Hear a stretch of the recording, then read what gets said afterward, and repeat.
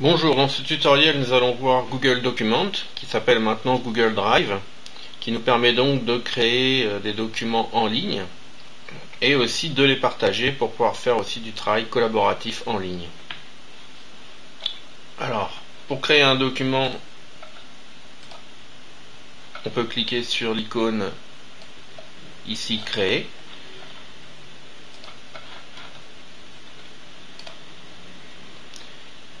Il nous propose alors différents types de documents, documents texte, documents de type Word, présentation, document de type PowerPoint, feuille de calcul, document de type Excel, formulaire, pour créer des formulaires en ligne, dessin, document de type Draw.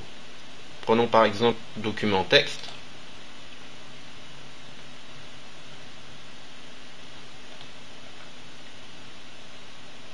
Voilà, je peux donc créer mon document.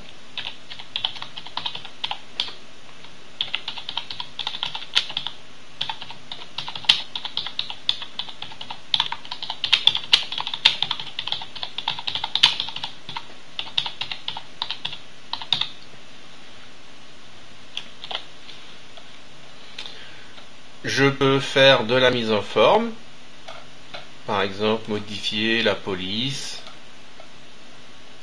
la taille, gras, italique, souligné, etc., les alignements, les retraits, etc. J'ai un menu, je peux faire des tableaux, voilà, différents outils de mise en forme. Alors bien sûr, j'ai moins d'options que dans Word ou un logiciel de traitement de texte, mais il y en a quand même pas mal. Vous voyez, insérer des images, etc., faire des numéros de page, et en tête, pied de page et autres, table des matières.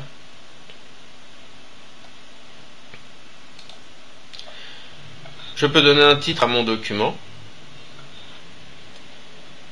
donc ici.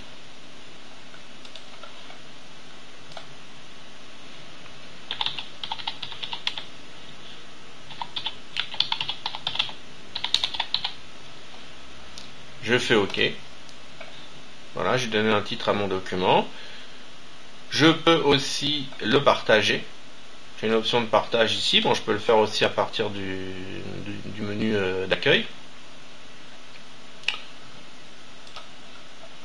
Partager. Voilà. Donc ça, nous l'avons vu dans le précédent tutoriel. Donc je vous renvoie au précédent tutoriel pour les droits de partage et puis aussi les moyens de partage.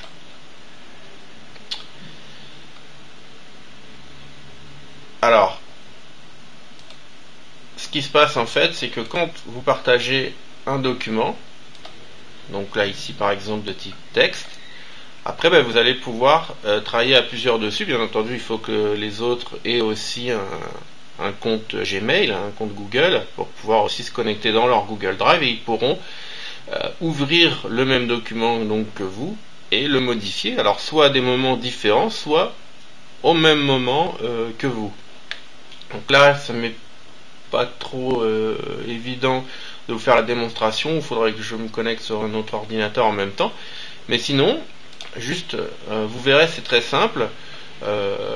Quand quelqu'un modifie à un endroit, vous voyez en fait, là, évidemment, la modification apparaître et son nom qui apparaît au-dessus de la modification.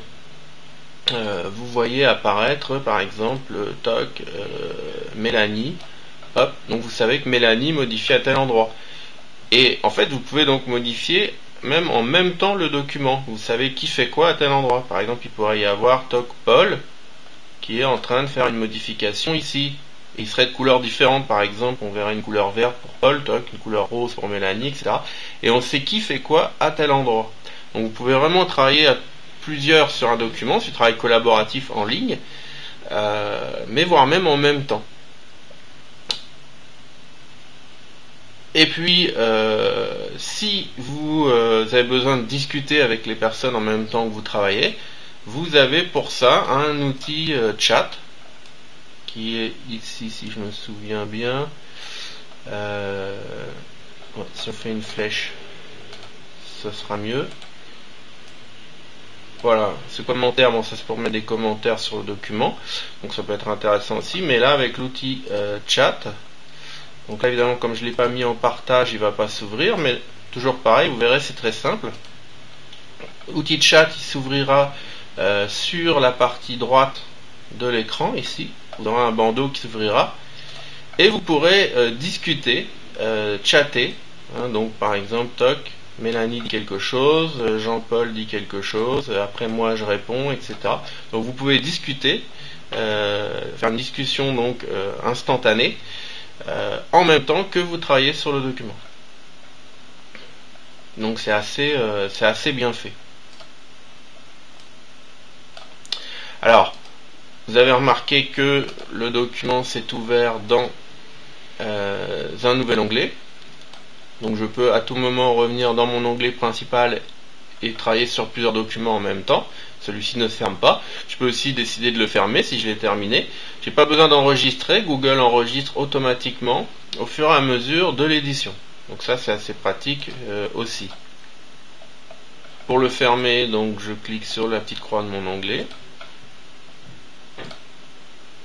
Voilà, je reviens sur l'écran principal.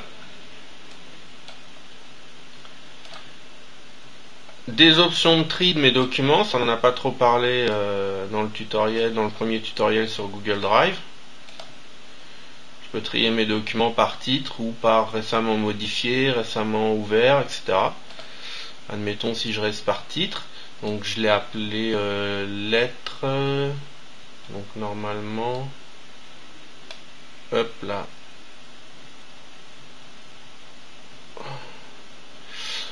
Lettre du 16.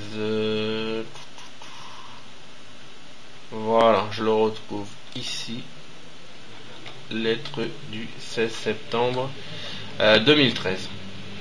Et donc je peux à n'importe quel moment recliquer sur mon document pour le remodifier et le rééditer.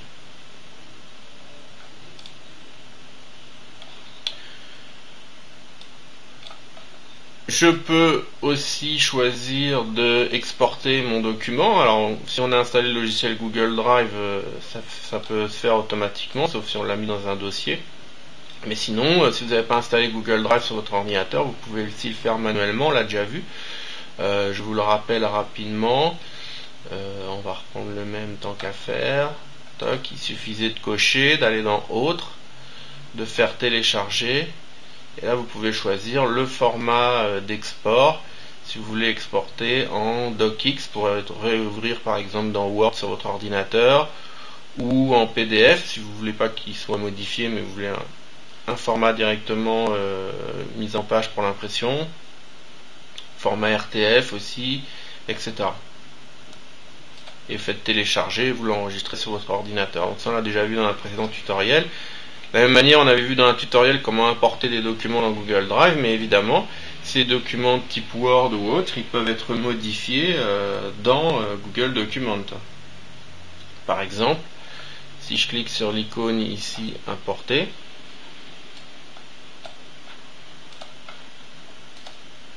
fichier,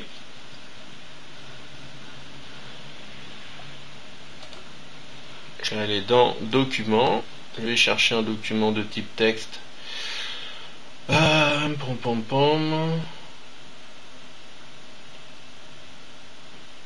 Alors on va essayer celui-là, présentation Minecraft, je me souviens plus ce que c'est mais c'est pas grave. Ouvrir. Donc là il se télécharge, on le voit sur le côté ici. Voilà, donc là il est terminé. Hop, donc je devrais le retrouver normalement.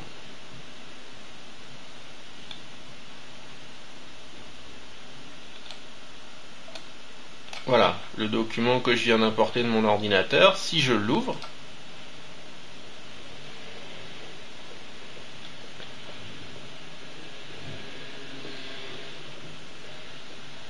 donc là je peux évidemment le consulter en ligne. On va essayer de l'ouvrir non pas avec la visionneuse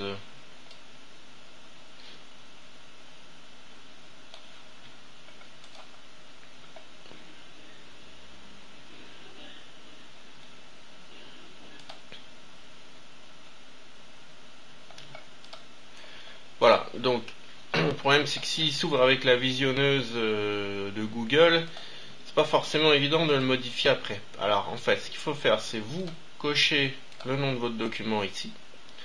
Vous allez dans Autres, Ouvrir avec, et là on va pas choisir la visionneuse Google Drive, comme ça c'est ouvert par défaut, mais on va choisir Google Document.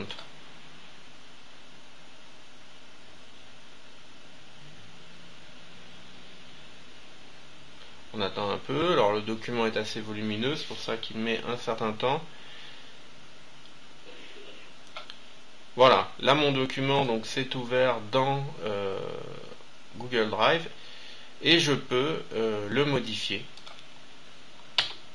Hop, vous voyez, je peux modifier mon document, corriger d'ailleurs des fautes.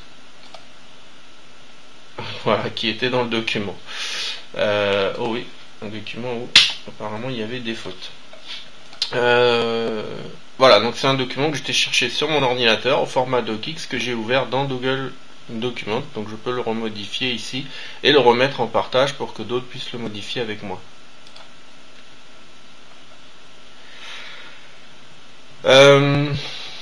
Voilà, donc au niveau de la création, bien évidemment vous avez la même chose avec d'autres documents, par exemple un document type feuille de calcul, vous auriez une feuille de type Excel.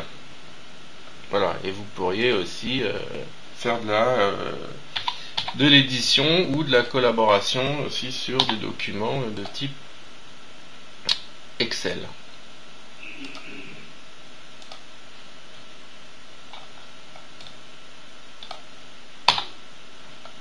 Voilà. Hop, on va fermer. Voilà, type PowerPoint, type dessin, etc. Alors, chose qui est intéressante aussi, ce sont les formulaires. Donc, alors, ça ce sont des thèmes. Donc peu importe, on va déjà donner un nom au formulaire, par exemple sondage. Bon, pourquoi pas choisir un thème, allons-y.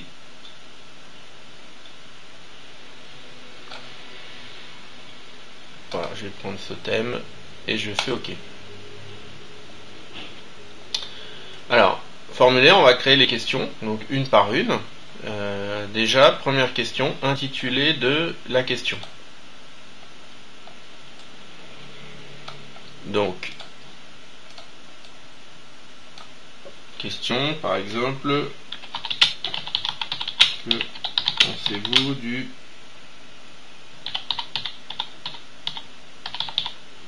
nucléaire? Et ensuite, on va déterminer le type de question. Alors, qu'est-ce qui nous est proposé dans le type de question? Texte, c'est-à-dire que c'est une zone de saisie de texte dans laquelle l'utilisateur va écrire un texte. Donc là, plutôt une petite case. Texte de paragraphe, plutôt une grande case. Il pourra écrire plusieurs lignes. Choix multiple, il cochera parmi une liste un seul choix. C'est équivalent des boutons radio. Case à cocher, il cochera dans une liste un ou plusieurs éléments. C'est l'équivalent des cases à cocher. Sélectionner dans une liste, c'est l'équivalent des listes déroulantes. Il choisira dans la liste déroulante l'élément, etc. Je ne sais plus exactement tous les autres. Alors, pour cette première question, alors on va mettre un point d'interrogation, d'ailleurs, ce sera mieux. Que pensez-vous du nucléaire? Alors, on va mettre par exemple choix multiple. Et là, évidemment, on va déterminer les différentes options. Option 1 pour. Option 2, alors je clique dans la case en dessous, hein, contre. Option 3, ne se prononce pas. Voilà, donc j'ai créé mes trois options pour cette question. Je peux choisir si je veux rendre ma question obligatoire ou pas. On va le mettre obligatoire. Et je valide la création de ma première question en cliquant sur OK. Et voilà, j'ai créé donc la première question de mon sondage. Je peux ajouter une deuxième question. Donc je vais cliquer sur ajouter un élément, donc ajouter un élément de formulaire. Je peux choisir en cliquant sur la petite flèche directement le type d'élément. Alors par exemple là on va prendre juste du texte de paragraphe, comme ça la personne écrit. Intitulé de la question,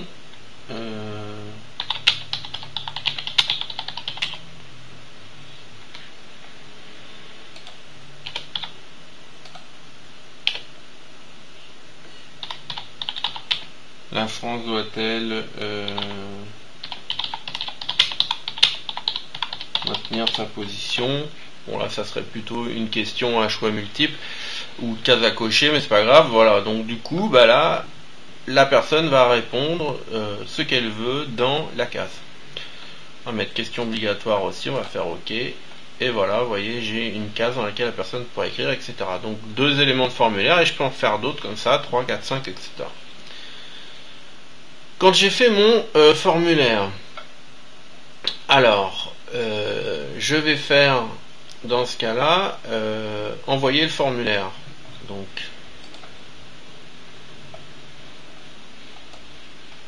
ici en bas.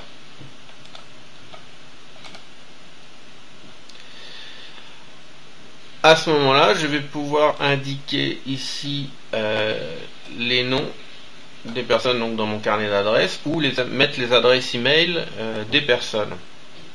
Ça veut dire que les personnes vont recevoir le formulaire directement dans leur boîte email, directement même dans le corps du message. Elles pourront répondre au formulaire dans le corps du message. Si leur boîte email, leur webmail ne permet pas d'afficher le formulaire sous format HTML dans le corps du message, c'est pas grave, puisque dans le corps du message, dans ce cas-là, il y aura le lien de partage, puisque en fait votre formulaire a sa propre URL, hein, c'est comme une page internet. Donc en cliquant sur l'URL du formulaire va s'afficher la page internet et la personne pourra répondre au formulaire quand même.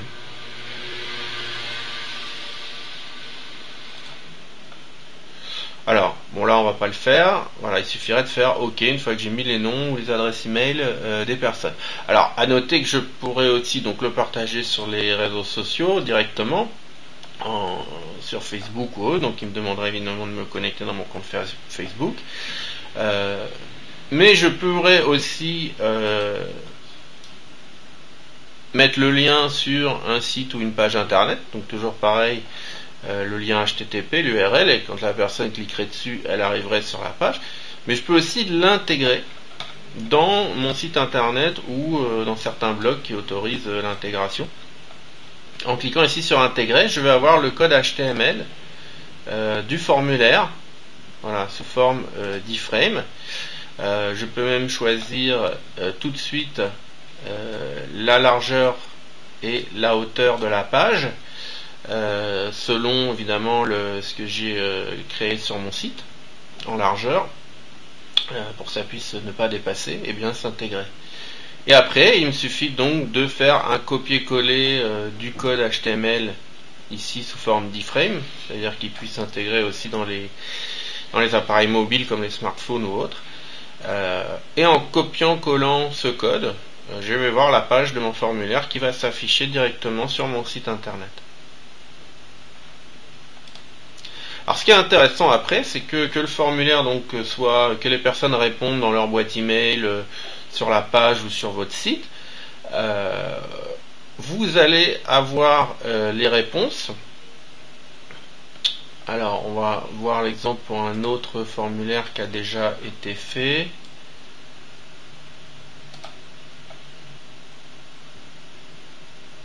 Voilà. Là j'ai ouvert un formulaire donc sur le cinéma. Alors vous voyez qu'après, vous avez les réponses centralisées sous forme d'une feuille Excel, dans un tableur, avec les dates où ça a été répondu, les questions, aimez-vous le cinéma, oui, non, les questions 2, etc. Quel genre aimez-vous? Action, aventure, thriller, drame, etc. Donc vous avez ici toutes les réponses de votre formulaire. Donc là, évidemment, c'est sous forme anonyme. Mais après, vous pouvez très bien demander le nom dans votre formulaire. Dans une question, vous demandez le nom de la personne. Et puis, vous pouvez rendre la question obligatoire ou pas, si vous voulez savoir qui répond ou pas. Et ce qui va être intéressant aussi, c'est dans formulaire. Donc ici, vous avez affiché le résumé des réponses.